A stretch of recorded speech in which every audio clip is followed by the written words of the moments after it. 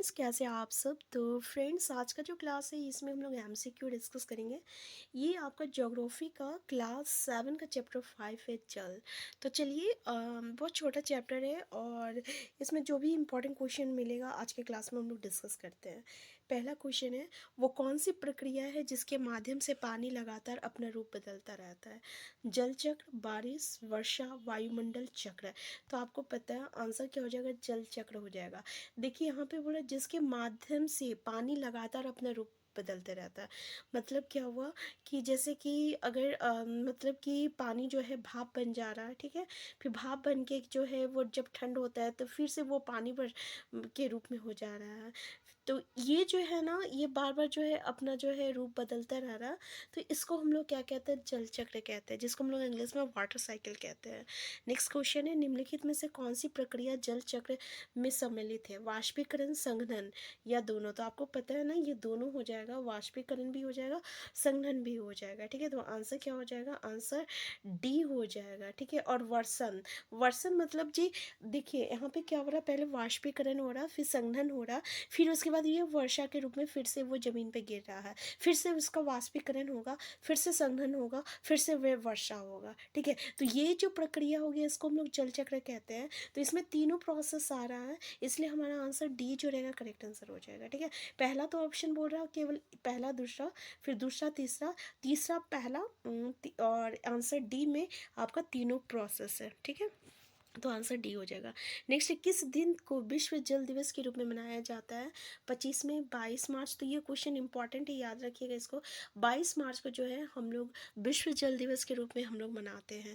Next है, दिन में 2 बार नियत से महासागरीय जल का उठना और गिरना क्या कहलाता है। ठीक है, महासागरीय जल जो है उठता है और गिरता है, उसको हम लोग क्या कहते हैं, ज्वार भाटा कहते हैं, लहर कहते हैं, महासागरीय धारा कहते हैं। तो इसको हम लोग ज्वार भाटा कहते हैं, ठीक है। ज्वार भाटा क्या है कि दिन में 2 बार नियत से महासागरीय जल का उठना और गिरना को हम लोग ज्वार भाटा कहते हैं।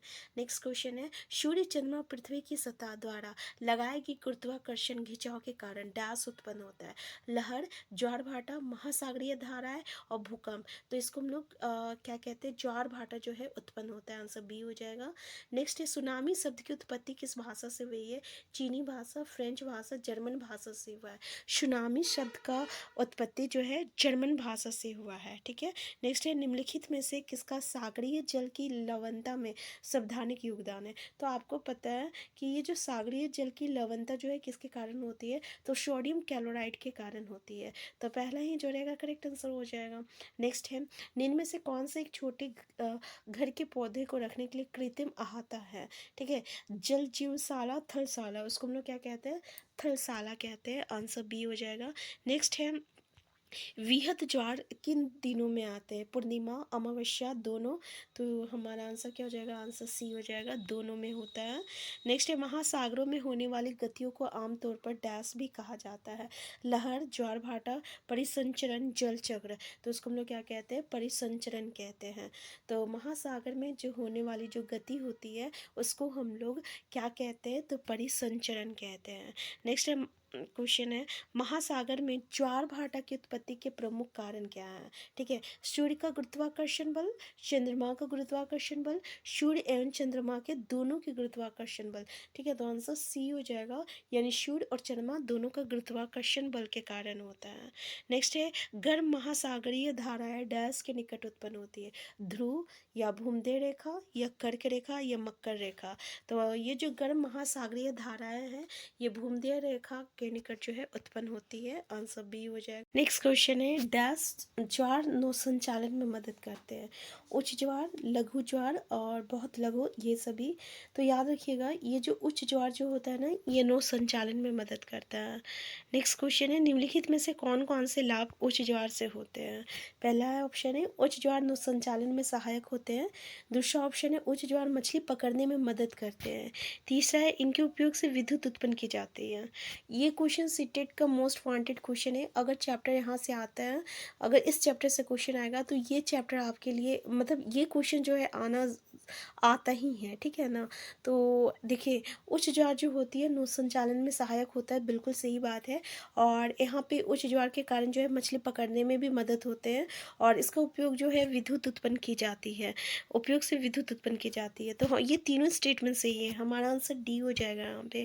नेक्स्ट क्वेश्चन है, वृहत ज्वार आने की सही स्थिति क्या है? तो जब सूर्य, चंद्रमा एवं पृथ्वी तीनों एक सीधे में होते हैं, ठीक है, तीनों एक सीधे में होते हैं, या जब सूर्य और चंद्रमा पृथ्वी पर समकोण बनाते हैं, या जब महासागरीय सतह का तापमान उच्च होता है, या जब बहुत तेज हवाएं चलती है। तो याद रखिएगा, जब सूर्य, चंद्रमा और पृथ्वी तीनों एक सीधे में होती है तो वृहत ज्वार आने की स्थिति में होती है।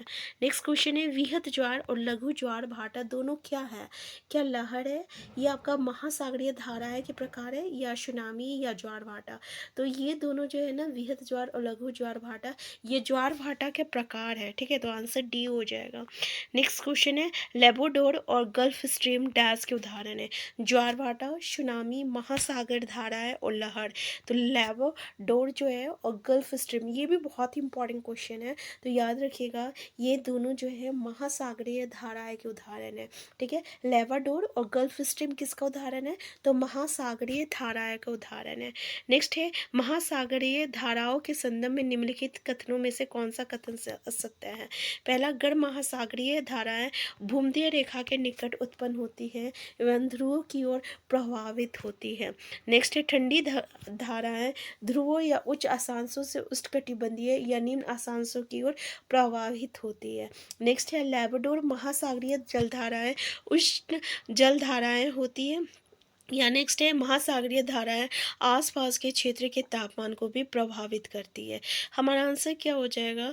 तो याद रखिएगा कि महासागरीय धाराएं के संदर्भ में निम्न में से कौन सा सत्य है बोल रहा है? तो लेबाडोर जो है, लेबोडोर महासागरीय जलधाराएं उष्ण जलधाराएं होती है, ये स्टेटमेंट आपका गलत है। और ये जो स्टेटमेंट है ना कि गर्म महासागरीय धाराएं भूमध्य रेखा के निकट उत्पन्न होती है, याद रखिएगा, और ध्रुवों की ओर प्रभावित होती है। मतलब गर्म महासागरीय धाराएं जो है भूमध्य रेखा के निकट उत्पन्न होती है, और किधर? ध्रुव की ओर जो है प्रभावित होती है। और ठंडी धारा जो होती है ध्रुव या उच्च अक्षांशों से उष्णकटिबंधीय या निम्न अक्षांशों की ओर प्रभावित होती है, ठीक है। और यहाँ पे महासागरीय धाराएं आसपास के क्षेत्र के तापमान को भी प्रभावित करती है। ये तीनों स्टेटमेंट बिल्कुल सही है। नेक्स्ट क्वेश्चन है, निम्न में से कौन सा महासागरीय क्षेत्र विश्व भर में सर्वोत्तम मत्स्य क्षेत्र माना जाता है? ठीक है, पहला ऑप्शन है वो क्षेत्र जहाँ शीतल जलधाराएं बहती है। दूसरा ऑप्शन है वो क्षेत्र जहाँ गर्म जलधाराएं बहती है। नेक्स्ट है वो क्षेत्र जहाँ गर्म एवं शीतल जलधाराएं मिलती है। और नेक्स्ट, समुद्र का वो क्षेत्र जो विषुवत रेखा के आसपास होती है। आंसर सी हो जाएगा। तो ये तो क्वेश्चन एकदम याद ही रखिएगा कि मत्स्य क्षेत्र का सर्वोत्तम जो मत्स्य क्षेत्र माना जाता है विश्व का, ये वो क्षेत्र होता है जहाँ पे गर्म एवं शीतल जलधाराएं मिलती है, ठीक है। तो गर्म एवं शीतल जलधाराएं जहाँ मिलती हैं वो क्षेत्र जो होता है मत्स्यन के लिए सर्वोत्तम माना जाता है। तो ये स्टेटमेंट जो है बिल्कुल याद रखिएगा। देखिए इस चैप्टर से जो है 2-3 क्वेश्चन इंपॉर्टेंट रहता था, जो कि हम डिस्कस कर चुके हैं, बता भी चुके हैं कि इस क्वेश्चन से मतलब कि ये क्वेश्चन जो है एग्ज़ाम में आने की संभावना होता है। तो आज की क्लास अभी तक रखते हैं, हम फिर मिलते हैं नेक्स्ट क्लास में। Thank you.